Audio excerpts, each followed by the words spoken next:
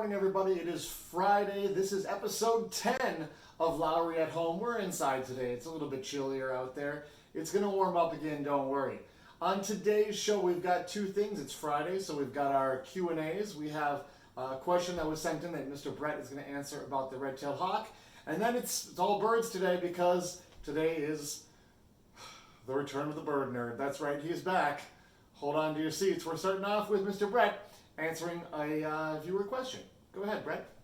Hey, it is Brett. Now, earlier this week, you saw me with what I called my dear friend, the red-tailed hawk, and one question came in asking how much does the hawk weigh? Well, we often use as a unit of measurement here in the United States pounds. The hawk weighs just over 2.5 pounds. However, when we put him on the scale, we measure it in grams, and he is usually between 11 and 1,200 grams. And you're thinking, well, I have no idea even what to compare that to.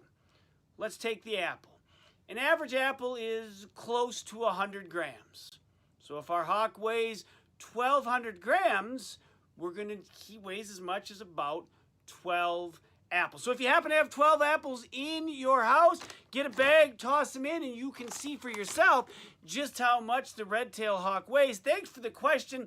Thanks for following along at Lowry and Home, and I'll see you next time. All right, thanks, Brett. That was great. Up next is the bird nerd coming right at you. Here he is. Take it away, Josh.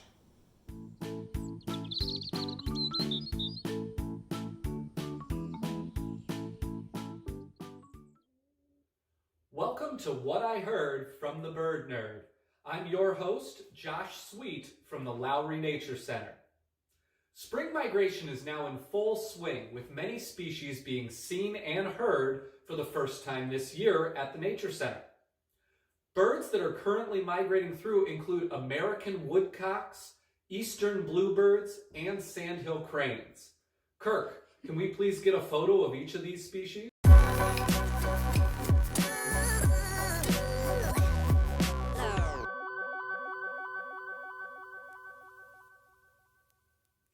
Thanks. In addition, there are a great deal of birds that are about to migrate back to Minnesota that many of us call LBBs. This stands for Little Brown Birds, and as you guessed it, they are little and they are brown. This can make them very difficult to identify. One notorious group of LBBs are sparrows. I'm sure you've heard of sparrows, but did you know that there are 19 regular species of sparrows that call Minnesota home?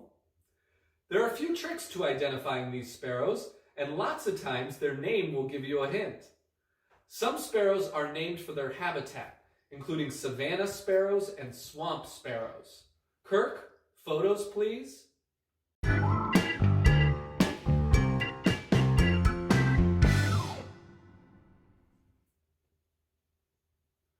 Some sparrows are named for their physical description, including white-throated sparrows and white-crowned sparrows.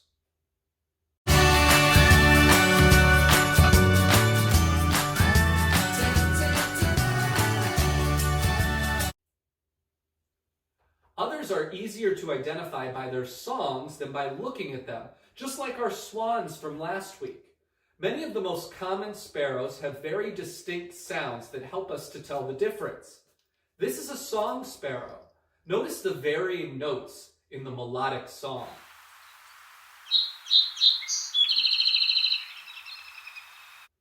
This is a chipping sparrow. Notice the rapid-fire chipping notes. And this is a field sparrow. Notice the notes get faster as the song goes on. So the next time you're trying to tell the difference between one or more sparrows, take note of all the clues you can gather, because you never know which field mark might be the most helpful. That's all for now on What I Heard from the Bird Nerd. See you next time, and happy birding. Thanks, Josh. Well, that's episode 10, everybody. We're at the end of the week. We're going to take the weekend off, and we'll see you on Monday for more Lowry at Home. Thank you for tuning in. Thank you for sharing us with your friends. Thank you for sharing us on Facebook and liking our videos and commenting and sharing your photos for the slideshow. all that fun stuff. We'll be back next week, and thanks so much.